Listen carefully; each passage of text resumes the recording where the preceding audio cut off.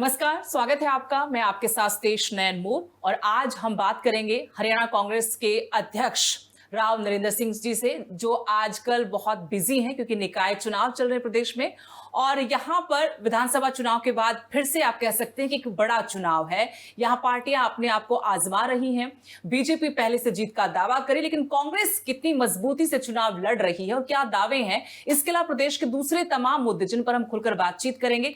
सबसे पहले बहुत बहुत स्वागत सर आपका। बहुत बहुत धन्यवाद। और आपका और आपके चैनल के सभी साथियों का भी स्वागत है। राव साहब, निकाय चुनाव से शुरुआत करेंगे बातचीत की। निकाय चुनाव की सरगर्मियां तेज हैं और आपकी पार्टी भी पुरजोर कोशिश कर रही है कि इस बार कुछ बदला जाए, शहरी सरकार में आपकी भागीदारी पहले से ज्यादा हो।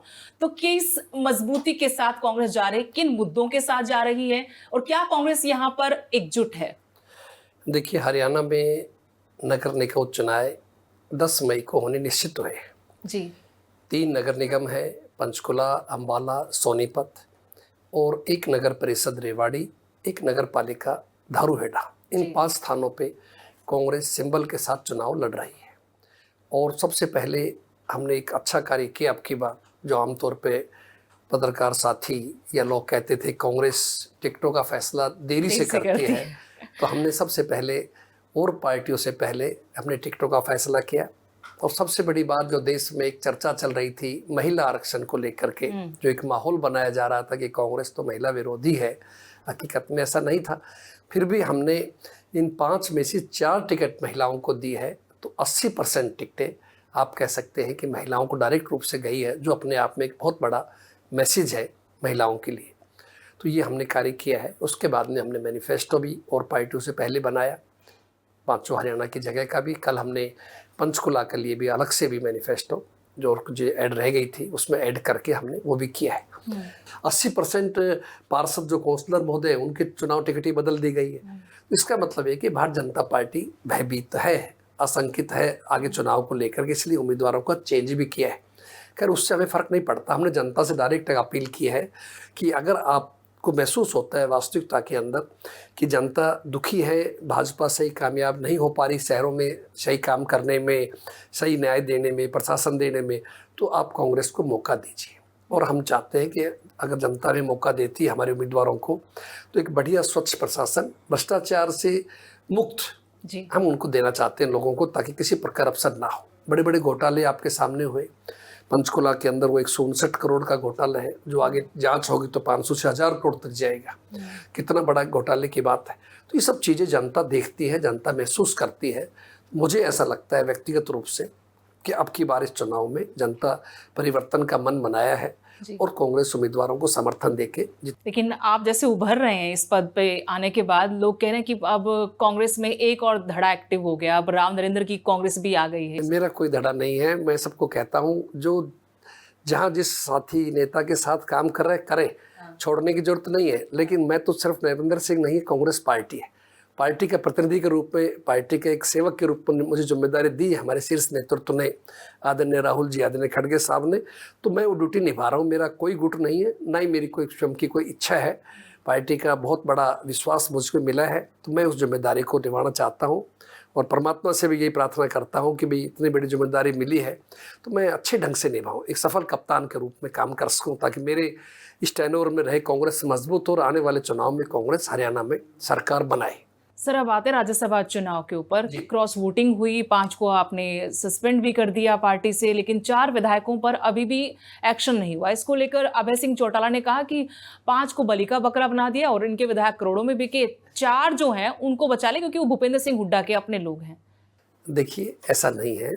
सही मायने में खैर ये सवाल तो आपको हुड्डा साहब से करना चाहिए। अगर अभय सिंह ने मेरा नाम लिया होता तो मैं उसका जवाब दूं। लेकिन पार्टी अध्यक्ष हैं, सवाल आपसे बना। मैं आपको जरूर इसका जवाब देना चाहूँगा कि देखिए, जहाँ तक क्रॉस वोटिंग का सवाल है, मैं इस बात को कांग्रेस हाईकमान का, आदरणीय राहुल जी का आभार प्रकट करता हूँ, धन्यवाद करता हूँ कि उनकी कितनी बड़ी सोच है उस व्यक्ति की, कि उन्होंने देश के एक आम व्यक्ति को, दलित जाति में पैदा होने वाले व्यक्ति को देश की सबसे बड़ी पंचायत में भेजने का निर्णय किया। करमबीर सिंह बौद्ध, जो साधारण रूप से सिविल सेक्रेटरी में काम करते थे, उनको उम्मीदवार बनाया। ये कोई नेता नहीं थे, लेकिन वो एक संगठन जुड़े हुए थे।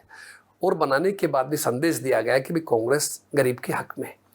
अब कितनी बड़ी बात है कि भारतीय जनता पार्टी नहीं चाहती थी गरीब का बेटा, दलित का बेटा देश की पंचायत में जाए, इसलिए तीसरा उम्मीदवार निर्दलीय जो उनकी ही पार्टी के पदाधिकारी थे नांदल जी, उनको खड़ा किया गया। फिर बाहुबल से हर चीज़ से तरीके से दबाव डाला गया और हमारे भी विधायकों के पास टेलीफोन्स वगैरह भी आए, उनकी बड़ी भारी ऑफर्स भी आई है और 5 विधायकों का क्रॉस वोटिंग कराने में वो सफल भी हुए, जो खुद हमारे ऑथोराइज एजेंट श्री बी के हरिप्रसाद जी और श्री भूपिंदर सिंह हुड्डा जी ने अपनी आंखों से देखा, उनको हमने नोटिस भी दिया, जिनमें से आपके सामने 3 या 4 सेशन में भी आ गए। आपके साथ तो वो बात तो गलत हो गई कि हम पर झूठा आरोप लगाया, ऐसा नहीं था। रही बात आपने सेकंड पर्सन किया, 4 जो कैंसिल हो गए, 4 में से एक व्यक्ति का जो कि काउंटिंग से पहले सूचना आ गई थी कि भाई हमें इनके वोट पे सीक्रेसी आउट की डाउट है, परमवीर जी विधायक टोहाना से, तो उनका सामने वो लाया गया, वीडियो देखा गया, मैंने भी अपनी आंखों से देखा और कभी आपको भी मौका लगे देखने का तो आप स्वयं देखेंगे कि कहीं भी ऐसा शो नहीं था कि जानबूझ करके विधायक महोदय ने को सीक्रेसी आउट की है। वो चल करके आते हैं, वोट लेते हैं, बॉक्स में जाते हैं, अपना निशान लगाते हैं, फिर वापस आके ऑथोराइज एजेंट को दिखाते हैं, बंद करके ला रहे हैं। वो कहते नहीं, वो बंद करने में थोड़ा सा ढीला छोड़ दिया या देख लिया, ऊपर नीचे रहेगा, दिखाई देगा, ऐसा वो आरोप है, बाकी था नहीं। हमारा ये कहना है कि रिटर्निंग अफसर महोदय के ऊपर जानबूझ करके सरकार का प्रेशर था, वो कांग्रेस को हराना चाहते थे, इसलिए इसको कैंसिल जानबूझ के किया गया। हमने रिटर्निंग अफसर महोदय को कहा कि आप भी फुटेज, जो वीडियो फुटेज है, ये भी आप इलेक्शन कमीशन भेजिए। और उनका नहीं सर, मैं तो मेरी रिपोर्ट लगा के भेज दूंगा, मैंने कैंसिल कर दिया, वो जरूर समझेंगे तो मैं मंगवा लेंगे, फिर मैं भेज दूंगा। और बाकी 3 वोट जो थे, जो डब्बे में डलने के बाद में वोटों पे नाम नहीं होता, तो जो भी वोट थे मिक्स हो गए। हमारे ऑथोराइज एजेंटों नहीं देखे कोई विधायक ने जानबूझ शरारत की है या नहीं है। हमारा ये पक्ष है कांग्रेस पार्टी का कि जानबूझ करके कांग्रेस के जो वोट थे वो कैंसिल किए गए हैं हमारे चुनाव हराने के लिए। हमने इलेक्शन कमीशन ऑफ इंडिया में भी कंप्लेंट की है, बाकायदा उनसे मिलने का समय मांगा है, लेकिन इलेक्शन कमीशन बिजी है 5 चुनाव में 5 राज्यों के में, इसलिए अभी बात नहीं हो पाई है। और हमारी जानकारी मुताबिक शायद हमारे उम्मीदवार परमवीर जी विधायक महोदय ने केस भी डाला है हाई कोर्ट में कि मेरा जानबूझ के गलत कैंसिल किया गया है। तो ये सब बातें आपके सामने। लेकिन वो जो आप लेन देन की बातें करते कि फोन भी आए, उसका कोई सबूत है सर? आज तो विधायकों ने खुद बताया हमें कि देखिए साहब, मेरे पे प्रेशर आ रहा है, मेरे फ़ोन आ रहा है, साथी जो बीजेपी के एमएलएज थे या बीजेपी के और लीडर्स थे, बल्कि आपने न्यूज़ भी सुना होगा कि वो हम लोग जो हिमाचल थे तो वहाँ भी बीजेपी के जो शीर्ष नेता थे, उनके बहुत लीडर वहाँ भी पहुँचे हैं जनसंपर्क करने के माध्यम से। तो ये सब चीज़ें थी, गलत तो नहीं थी। और 5 तो आपके सामने क्रॉस वोटिंग हुआ है तो बात क्लियर हो गई कि उनकी वो तो मान ही नहीं रहे कि इंटेंशन उन्होंने की है। अगर नहीं है तो फिर उनको बाहर रहना चाहिए, क्यों जा रहे हैं सेशन अटेंड करने वो के तो लिए? सलाह दे रहे कि आप लोगों को भी आना चाहिए था, आप यहाँ आवाज उठाते, बाहर सेशन क्यों, पैरेलल सेशन क्यों लगाया, वो तो ये कह रहे हैं। देखिए हम तो ये कहते हैं, और गैर संवैधानिक, सरकार भी कह रही कि गैर संवैधानिक है, वो मामला भी चला गया है। जनता ने उनको चुन के भेजा, कांग्रेस के टिकट पे भेजा, कांग्रेस ने उनको विश्वास किया। और आप अगर कांग्रेस पार्टी की नीतियों के उनके उम्मीदवार खिलाफ जाते हैं तो मैं समझता हूँ लोगों के साथ भी धोखा है, गलत है, और इस चीज़ का आने वाले भविष्य में उनको व्यक्तिगत रूप से इसका नुकसान होगा, ऐसा मेरा आकलन है। मामन खान को लेकर आप लोगों की तरफ से, पार्टी की तरफ से प्रतिनिधिमंडल मिला राज्यपाल से कि उनको फंसाया जा रहा है, राजनीतिक द्वेष के चलते उनके ऊपर कानूनी शिकंजा कसा जा रहा है। ये क्या पूरा मैटर था? क्या राज्यसभा चुनाव से कोई लिंक करते हैं ये बात कि राज्यसभा चुनाव में, क्योंकि पहले आपके विधायक नांदोल से जस्सी पेटवार ने कहा था गोकुल सेतिया और मामन खान को डराया भी गया, प्रलोभन भी दिया गया राज्यसभा चुनाव में बीजेपी का साथ देने के लिए, और उन्होंने माना नहीं, तो अब अपने एक्शन में है बीजेपी। नहीं, ये भी हो सकता है कहीं ना कहीं इस बात पे कोई जुड़ाव हो सकता है राज्यसभा चुनाव से, लेकिन उनके ऊपर जो धाराएं जोड़ी गई है, लगाया गया है, वो जरूर एक शक के दायरे में है। हमारे सीनियर लीडर्स सभी जाकर के विधायक और हमारे विधायक दल के नेता माननीय महामहिम राज्यपाल जी से मिले हैं, उनको अपनी शिकायत दर्ज कराई है। और डेमोक्रेसी में यही एक तरीका है भाई, आप राष्ट्रपति जी को, प्रधान राज्यपाल जी को अपनी शिकायत दर्ज करा सकते हैं, कोई भी राजनीतिक पार्टी, और या फिर न्यायालय का सहारा होता है कि हाई कोर्ट, सुप्रीम कोर्ट जाए, वहाँ उनसे मदद अपील मांगी जाए। लेकिन जो भी मामला है राजनीतिक रूप जुड़ा हुआ मामला है, मामन खान जी के ऊपर जो किया गया है वो गलत किया गया है। उनको एक जनप्रतिनिधि है, तो राज्यसभा में उनकी बात मान लेते तो ठीक रहता, और नहीं मानी तो अब उनको तंग परेशान किया। हाँ, मेरा ऐसा मानना, शायद उनके ऊपर ये भी एक प्रेशर रहा होगा इस बात के लिए। ज़्यादा तो खुशियों बता सकते हैं मामन जी का, जब आप इंटरव्यू लेंगे तो ज़्यादा अच्छी तरह आपको बता पाएंगे, लेकिन जरूर इसमें जुड़ा हुआ नाम। देखिए, ये बातें जब पहले जस्सी पेटवाड़ की तरफ से सामने आई तो गोकुल सेतिया ने सोशल मीडिया पोस्ट करके इन सब बातों को कहा कि ऐसी बातें ना की जाए मेरे बारे में, ऐसा कुछ नहीं था। ये दो बातें, तीन चार तरह की बातें क्यों आती कांग्रेस के अंदर से? ऐसा नहीं है, कांग्रेस में इन्हें डेमोक्रेसी है, अपनी बातें डेमोक्रेसी लगती है सर कहने की स्वतंत्रता है। तो जस्सी जी ने बोल दिया होगा तो उधर गोकुल जी ने कह दिया, बाकी ऐसा कोई बात नहीं। देखो, कोई किसी पर झूठा आरोप नहीं लगाता। अगर कोई कोशिश की जाती है राजनीति में तो वो पता लग ही जाता है। लेकिन मैं ये कहना चाहता हूँ, कांग्रेस के समय में भी राज्यसभा चुनाव हुए हैं, इंडियन नेशनल लोकदल के 31 MLA हुआ करते, तो हमने कभी तोड़फोड़ करने की कोशिश नहीं की। अच्छा होता भारतीय जनता पार्टी इस लोकतंत्र को मजबूत करने के लिए तीसरा उम्मीदवार खड़ा नहीं करते, एक उनका बनता, एक कांग्रेस का बनता, बहुत अच्छे तरीके से निष्पक्ष तरह चुनाव हो गया था। लेकिन आपने विधायकों को संभालना तो पार्टी के नेतृत्व का फर्ज बनता है ना, नेता प्रतिपक्ष का फर्ज बनता था कि संभाल नहीं पाए। वो कह रहे कि आपकी लीडरशिप को नकार रहे हैं आपके विधायक, वो आजाद हैं, उनको अधिकार है संवैधानिक, वो दे सकते हैं वोट किसी को भी है। तो आप भी समझते हैं कि राज्यसभा में जिस मर्जी को वोट डालें? अब देखिए, अगर किसी की नीयत खराब हो जाए, अगर किसी को लगे कि मुझे ऐसा करना है, तो उसमें पार्टी भी क्या करे, नेता भी क्या करेंगे। इनका अपना मन बनाया होगा, इन लोगों की जो भी अंडरस्टैंडिंग हुई है, जो बात हुई है। बने सर 2016 में बने, 22 में बने, उससे पहले ही बने। आपकी पार्टी के लोगों पर तब भी सवाल उठे। नहीं, हमने इतना जरूर है, आपके नेता प्रतिपक्ष जो उन्होंने वोट भी नहीं दिया था। देखो, अतीत की तो मैं नहीं जानता, इतना जरूर कह सकता हूँ कि अब मेरे आने के बाद में यदि कांग्रेस पार्टी से कोई भी व्यक्ति अनुशासनहीनता की बात करेगा, उसके खिलाफ सख्त कार्रवाई की जाएगी। ऐसे लोगों के लिए पार्टी में कोई स्थान नहीं है, चाहे वो किसी भी स्तर का नेता हो। बहुत स्पष्ट रूप से कहेंगे, हाईकमान हमारी ऐसा ही चाहते हैं। ठीक है, सद्भाव यात्रा पे आना चाहती हूँ। पार्टी की मजबूती के लिए बृजेंद्र सिंह कह रहे कि मैं सद्भाव यात्रा कर निकाल रहा हूँ। सद्भाव यात्रा पे इतना विरोध क्यों है? जहाँ सद्भाव, नाम ही सद्भाव है, वहां से दुर्भाव जैसी बातें आती हैं, धड़ेबंदी बार बार आती है। अभी ताज़ा एग्जाम्पल मैं आपको दे रही हूँ क्योंकि पहले भी हमारी इस पर बात हो चुकी है।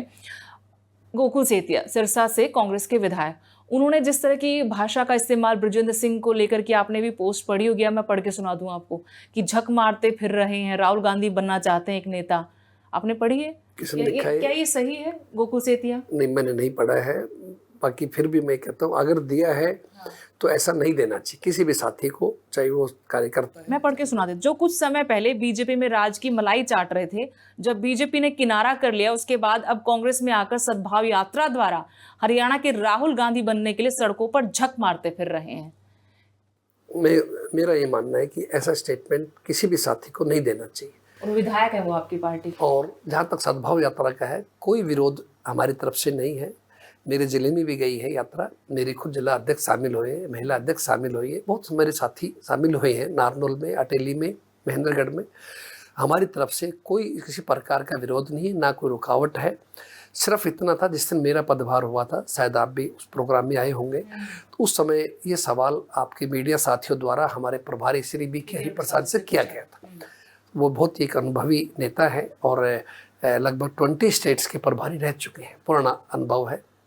उन्होंने कहा ये यात्रा कांग्रेस की ऑफिशियल यात्रा नहीं है। ऑफिशियल मीन्स कि भाई पार्टी की नहीं है। पार्टी ने कोई ऐसा लेटर हमारे पास ऑल इंडिया कांग्रेस कमेटी वगैरह से नहीं आया कि भाई ऐसे यात्रा निकाली जा रही है, सभी लोग इसका सहयोग करें या सभी प्रदेश कांग्रेस में इसमें भागीदारी करें, ऐसा हमारे पास कोई आदेश नहीं आया।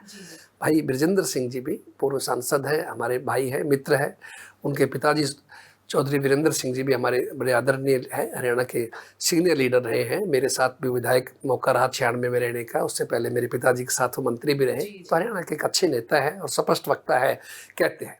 ठीक है, बीच में समय होता है आदमी का, कई बार राजनीति में बीच में उनको बीजेपी में भी जाना पड़ा, पर वापस भी आ गई। तो अब कांग्रेस को मिलके मतलब जाना, चलो गए बीजेपी मत देखो, हम तो निकाल लेते, जनता भी समझ ही जाती है। चलो गए बीजेपी में, गए किसी कारण से गए, वो बता सकते हैं। तो कुल मिला बहुत नेता गए कांग्रेस के, जाना पड़ा नहीं कहेंगे, चले गए। अच्छा, ठीक है। तो कुल मिलाकर के ये है कि अगर वो कांग्रेस पार्टी को मजबूत करने के लिए कोई यात्रा बृजेंद्र जी निकाल रहे हैं तो अच्छा है, स्वागत है। हमारी तरफ से कोई विरोध नहीं है और आज तक कोई एक साथी नहीं मिल सकता है कहे कि नरेंद्र सिंह की तरफ से या कांग्रेस पार्टी की तरफ से किसी को मना किया गया है।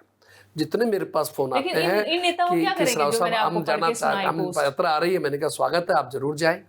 कहीं ने मेरे से भी सवाल किया कि आप क्यों नहीं गए। मैंने कहा मैं एक जिम्मेदारी पद पे बैठा हूँ, जिस दिन मुझे आदेश आ जाएगा। मैंने ब्रजेंद्र जी को भी कहा, मेरे से मिलने वक्त कर आए थे, ब्रजेंद्र जी आपने अधूरा काम छोड़ दिया, आप मिल के आए, आपने कह रहे मैंने इजाजत ली थी, लेकिन वो लेटर तो इशू कराना चाहिए था ना, कराते तो हम खुद ही। टी शर्ट भी लॉन्च करवाए राहुल गांधी जी से, और वो ये भी लग रहा है कि आएंगे भी, ऐसी भी अटकल है कि आएंगे राहुल गांधी जी। देखिए राहुल जी एक अलग किस्म के व्यक्ति हैं, आप जानते हैं, आपको याद होगा गोहाना में एक शादी में एक साधारण किसान परिवार में वो आ गए, और किसी बड़े बड़े मुख्यमंत्री उसके प्रधानमंत्री नहीं जाए। वो अपनी किस्म के अलग इंसान है, उनकी सोच अलग है। लेकिन एक राहुल गांधी से बात नहीं बनेगी ना सर, वो तो अलग सोच के, लेकिन बाकी की सोच का क्या करें? इतना द्वेष और इतना ईगो कैसे है? किस चीज का ईगो? हमारा तो कोई ईगो नहीं है, सच्चाई की मेरा व्यक्तिगत तो है। बोल सकते कि आधिकारिक यात्रा नहीं है आपकी, मैं कैसे आऊंगा, पर वो आ रहे क्योंकि उनको लगता है कि पार्टी को मजबूत करने में हर किसी का योगदान होता है। राहुल जी का ऑफिशियल कार्यक्रम नहीं आया, लेकिन एक रूमर्स जरूर है, अफवाहें हैं कि ऐसा कार्यक्रम बहुत जल्दी बन रहा है। स्वागत है, हमें तो खुशी है हरियाणा के होने के नाते से कि हमारे प्रदेश में हमारे नेता आए, स्वागत की बात है, हम तो उनके साथ होंगे, अच्छी बात आती है तो स्वागत तो रहेगा। लेकिन ये फैसला उनका अपना है, ये बुलाने वालों का है, ब्रजेंद्र जी का जाने। हमें तो सोचना आएगी राहुल जी आ रहे तो हम बिल्कुल वेलकम करेंगे, उनका स्वागत करेंगे, साथ रहेंगे प्रोग्राम में। लेकिन इस जो मैंने स्टेटमेंट अभी सुनाई, ये पोस्ट है सोशल मीडिया पर, इसको अनुशासनहीनता नहीं मानते आप? देखिए मैंने इसकी आलोचना की आपके सामने, मैंने कहा गलत है। एक और पढ़ के सुना दो पोस्ट, अभी कुछ घंटे पहले की है, पढ़ के सुना देती हूं। नहीं आई है गोकुल सेतिया की, आप शब्द देखिएगा अपने विधायक जी के। उचाना वाले ने अपने कुत्ते छोड़ रखे हैं कमेंट करने पे, ये कमेंट जोगे ही है, हरियाणवी है। सिरसा वालों से पंगा ना लियो, हाथ लगा लगा के देखोगे। गोकुल सेतिया विधायक सिरसा। गलत है, ऐसा नहीं देना चाहिए, ये कोई अच्छी भाषा नहीं है, जनप्रतिनिधि के लिए है, एक कांग्रेसी के नाते नहीं है, विधायक के भी बिल्कुल नहीं है, ऐसा नहीं देना चाहिए। आपने बताया है, मैं आज इसका दूंगा, संज्ञान लूंगा, उनसे बात भी करेंगे। इसे ब्रजेंद्र सिंह को गाली नहीं, पूरे उचाना के लोगों को गाली है। हाँ, नहीं ये अपरिपक्वता है, अनमेच्योर नहीं कहना चाहिए। अगर जो भी अगर उन्होंने कहा है तो मुझे नहीं पता, लेकिन आपकी तरफ से आप कह रहे तो मैं आपकी बात पे विश्वास कर रहा हूँ। तो अगर उन्होंने ऐसा बोला है तो नहीं बोलना चाहिए, गलत है, नहीं कहना चाहिए। हमें कोई अधिकार नहीं, हमें किसी को भी किसी भी, जैसे अभी एक इसी से जुड़ा हुआ मामला बताता हूँ। कल पंचकुला की प्रेस ने पूछा कि रेखा शर्मा जी सांसद ने टिप्पणी की चौधरी भजन लाल जी के बारे में, आप क्या कहेंगे? तो मैंने यही कहा था उस समय, हम किसी को कोई अधिकार नहीं है। अगर आज नायब जी या बीजेपी के कोई भी नेता हमारे विरुद्ध है, या कोई इंडियन नेशनल लोकदल के है, किसी भी पार्टी को लीडर है, हमारा ये अधिकार नहीं है हम उनके खिलाफ कुछ शब्द कहें। उनका अपना अनुभव है। जो भजन लाल जी मैंने कहा एक वरिष्ठ नेता रहे हैं, छत्तीसगढ़ बिरादरी के लीडर रहे हैं, मुझे खुद उनके साथ विधायक के रूप में काम करने का अनुभव रहा है। उनके मुख्यमंत्री रहते हुए मेरे पिताश्री उनके साथ मंत्री रहे हैं, वो एक जन नेता थे। तो आप ऐसा कहना है कोई बदमाश थे, वो थे, इनसे कुछ तो एक मानसिकता की बात है कि हम किस माहौल में रह रहे हैं, कैसा पढ़ रहे हैं। बल्कि मैं तो अफसोस है मुख्यमंत्री जी मौजूद थे, उनको तुरंत मना करना चाहिए था। नो, पूरी पार्टी लीडरशिप वहीं थी, ये नहीं कहना चाहिए। और ये बीजेपी तो अपने आप को सभ्य पार्टी कहती है, तो उनका तो बिल्कुल उम्मीद नहीं कर सकते। विधायक गोकुल सेतिया जी हैं, इनका अपना परिवार लंबे वक्त तक कांग्रेस में रहा, फिर 2014 में बीजेपी में चले गए, फिर बीजेपी में टिकट नहीं मिली तो फिर वो निर्दलीय चुनाव लड़ा, उन्होंने निर्दलीय चुनाव लड़ा, एनएलडी का सपोर्ट लिया, फिर भी बात नहीं बनी, फिर अगली बार माहौल बदला, हवा बदली, तो फिर वो कांग्रेस में आ गए। इनके नाना श्री स्वर्गीय लक्ष्मणदास अरोड़ा जी भी मेरे साथ एक बार विधायक रहने का मौका मिला, शायद 2000 में। एक अच्छे परिवार से संबंध रखते हैं। मैं जब भी मिलते ही समझाता हूँ कि आपको अपने नाना जी का नाम भी बड़ा करना है, उससे आगे जाना है। छोटी उम्र में आपको पार्टी ने मौका दिया, कांग्रेस ने टिकट दिया, तो मैं ये बात गलत है। ऐसा जो भी है बहुत सारे लोग हैं ऐसे जो इधर उधर जाते हैं राजनीति। कई बार क्या होता है सुदेश जी कि हम लोग आवेश में आ जाते हैं। कोई कार्यकर्ता कुछ लिख देता है सोशल मीडिया वगैरह पे, तो हमें लगता है ओहो हमारे प्रति ऐसा लिखा, हम चार उसके और जोश में आगे फालतू लिख देंगे, फिर उधर से आएगा, फिर और लिखा जाएगा। ये चीज़ों में नहीं पढ़ना चाहिए। साधारण लोग ऐसा करे तो समझ आता है। हाँ, नहीं, विधायक उचित नहीं है। आपने अच्छे संज्ञान में लाया है, तो मैं इस बात में बारे में जानकर लूँगा और उम्मीद करूँगा भविष्य में नहीं हो, बल्कि मैं सभी विधायकों को इस बारे में लिखूँगा और मेरी तरफ से लिखूँगा प्रदेश कांग्रेस कि आप लोग कोई भी ऐसी टिप्पणी ना करें, चाहे किसी भी नेता के खिलाफ। हमें एक अच्छा परिचय देना। लेकिन एक और चीज़ ऐड कर देती हूँ, आप फिर हैरान हो जाएंगे, शायद आप इलेक्शन में बिजी हैं। इससे पहले झक मारने वाली जो स्टेटमेंट थी, उसके ऊपर आपके हिसार से लोकसभा सांसद जयप्रकाश तो समर्थन कर रहे हैं कि सही कहा होगा, सच्चे इंसान है गोकुल सेतिया। वो भी किसको संभालेंगे आप बताइए मुझे। वो भी गलत है, उनको भी ऐसा नहीं कहना चाहिए। वो तो वरिष्ठ है ना, वरिष्ठ है, पुराना अनुभव रहा है। अच्छा, वो भी सभी पार्टियों के चक्कर लगा के कांग्रेस में केंद्र में मंत्री तक रहे हैं, तो इसलिए किसी भी नेता का देखो ये उसका अपना एक मैच्योरिटी होनी चाहिए, और कम से कम जो जिम्मेदारी पद पे बैठे हैं, सांसद हैं, विधायक हैं, या पार्टी में किसी पद पे हैं, तो अनुसरण लोग हमारा कर रहे हैं। कल हम कुछ बोलेंगे तो स्वाभाविक है भाई, अध्यक्ष जी बोल रहे हैं हम भी बोलेंगे, फिर कौन किसे रोकेगा। लेकिन मैं समझता हूँ नहीं बोलना चाहिए, और ये भी कोई अच्छी बात नहीं, बुरी बात है लोकतंत्र के लिए। इस पे संज्ञान लेंगे, दोनों मामलों पर आप बात करेंगे। चलिए, उम्मीद करते थे, वरना कांग्रेस को संभालना आसान तो नहीं। आपको मैंने पहले भी कहा था कि कांटों भरा ताज आपके सर पे रख दिया है। नहीं, कांग्रेस एक बहुत ही सभ्य पार्टी है, इसमें कोई शक नहीं। देश की आज़ादी की लड़ाई से इसका इतिहास जुड़ा रहा है, और हमें बड़ा भाग्यशाली हूँ, अपने आप को सौभाग्यशाली मानता हूँ कि कांग्रेस पार्टी ने ये मौका मुझे दिया, प्रदेश के एक साधारण कार्यकर्ता को। मैं तो बताया था पहले भी आपको कि चाहे मैं विधायक रहा, मंत्री भी रहा, लेकिन मैं आम जनता जुड़ा रहा, अपने आप को एक साधारण कार्यकर्ता समझा। तो पार्टी हाईकमान ने आपको इस योग्य समझा और आपको जिम्मेदारी दी, तो मैं अपनी ईमानदारी से, निष्ठा से इस पद की गरिमा को बनाए रखेंगे और काम करेंगे। एक चार्जशीट अभी दाखिल की सीबीआई ने, पंचकुला इंडस्ट्रियल प्लॉट आवंटन वाला जो मामला है, उस पर आप क्या कहेंगे? मुख्य साजिशकर्ता बताया है सीबीआई ने अपनी चार्जशीट में नेता प्रतिपक्ष भूपेंद्र सिंह हुड्डा को। देखिए, कोर्ट में जो मामला विचाराधीन है उस पर टिप्पणी नहीं करनी चाहिए हम लोगों को। बाकी हमें भरोसा है न्यायपालिका पे कि दूध का दूध और पानी का पानी होगा। बाकी क्या होता है, बहुत से कार्यों में, जैसे मैं भी मंत्री था, हुड्डा साहब मुख्यमंत्री रहे, तो बहुत से कार्य बतौर आप उस कुर्सी पे बैठ के काम करने पड़ते हैं। तो जो सलाह भी आती है, नीचे से फाइल बन के भी आती है, इंटेंशन बैड नहीं होती। कई बार इंटेंशन बैड नहीं होती, ये भी होता नहीं कि स्टेट का हम नुकसान कर रहे हैं, लेकिन बाद में अगर कोई फाइलों में छानबीन करके, जो बड़े बड़े घोटाले दिखाए थे कांग्रेस राज में, कोई 2G घोटाला और क्या क्या कोयला घोटाला, आपकी नज़र में इस 10-12 साल से भाजपा कितने लोगों सजा हो गई, कितने कोई आरोप आए, वैसे ही एक चीज़ें बन जाती हैं। तो मेरी नज़र में ऐसा नहीं है, कोई इंटेंशन किसी की बैड नहीं थी। जिसके अधिकार क्षेत्र में था उसने उस तरीके से काम किया, तो मुझे नहीं लगता कि इसमें कोई बात है। न्यायपालिका पूरा विश्वास है, मुझे भरोसा है कि कांग्रेस पार्टी को या किसी भी साथी को न्याय मिलेगा, सबको इसमें मिलना चाहिए। अभी निर्वाचित हुए राज्यसभा सांसद संजय भाटिया जी, उन्होंने एक स्टेटमेंट दी कि कांग्रेस में एक ही व्यक्ति सर्वे सर्वा है, उसी की चलती, उसी के नीचे रहकर सब लोग काम करते हैं, इसलिए जो जिनका ज़मीर जिंदा है वो घुटन महसूस करते हैं कांग्रेस में। किन की तरफ इशारा था भाटिया जी का? हरियाणा में नेता हो या केंद्र की तरफ, क्या था? हरियाणा ऐसा नहीं है, आप जानते हैं ये सब काल्पनिक चीज़ें हैं। ऐसा कोई, अब हम कह दें भाजपा के अंदर तो सिर्फ मोदी जी और अमित शाह जी की चलती है, फिर उस बारे में वो क्या जवाब देंगे? लेकिन फिर भी चलाते हैं सब लोग, चलते हैं उनके कहने पर। तो हरियाणा में ऐसा कुछ नहीं है, आप ये मान के चलिए। यहाँ बिल्कुल कांग्रेस में 100% डेमोक्रेसी है, कोई किसी का दबाव नहीं है। यहाँ पार्टी हमारे लिए सर्वोपरि है, पार्टी हाईकमान हमारे लिए सर्वे सर्वा है, और कोई ऐसा नहीं है कि कोई एक व्यक्ति का शासन चलता हो। हर जिम्मेदारी दी हुई है।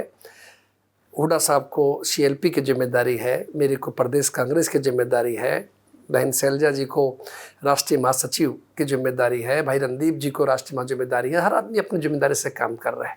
सर, एक हल्के अंदाज में बड़ा गंभीर सवाल, अगर आप इसे गंभीरता को समझें, कांग्रेस में ज़्यादा लोकतंत्र है इसलिए आज कांग्रेस इस हालात में है, क्या लगता है आपको?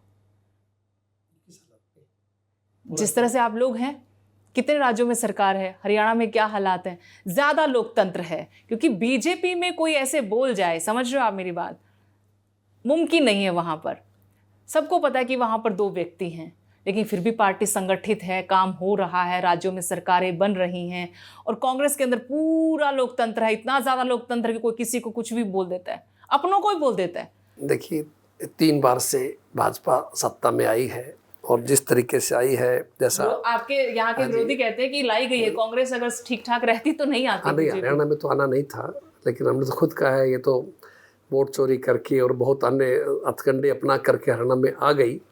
बाकी ऐसा नहीं है कांग्रेस का। देखिए, परिवर्तन प्रकृति का नियम। लोकतंत्र पे रहिए, कांग्रेस में ज्यादा लोकतंत्र है। नहीं, लोकतंत्र है, ज्यादा लोकतंत्र है। हाँ, लेकिन फिर भी अनुशासन है, ऐसा नहीं है, और मानना पड़ेगा। हरियाणा में तो कांग्रेस में रहने वालों सबको अनुशासन में रहना पड़ेगा, ये आप मान कर चलिए, ऐसा पार्टी हाईकमान की इच्छा है। मेरा आपके चैनल के माध्यम से ये निवेदन है सभी कांग्रेस के साथियों से, नेताओं से, विधायकों से, सांसदों से कि कृपया अनुशासन बनाए रखें, कोई ऐसी कार्रवाई मत करें, कोई कार्य जो पार्टी के अनुशासन के खिलाफ हो। मुझे भरोसा है सभी शिक्षित लोग हैं और सब ठीक चलेंगे। राहुल जी के नेतृत्व में कांग्रेस सरकार बनेगी और इस देश का बड़ा सौभाग्य होगा उस दिन, उस व्यक्ति की सोच, उस व्यक्ति के कार्य करने के तरीके के बारे में कि लंबे समय तक लोग याद रखेंगे। चलिए, बहुत बहुत शुक्रिया आपने वक्त दिया। Thank you.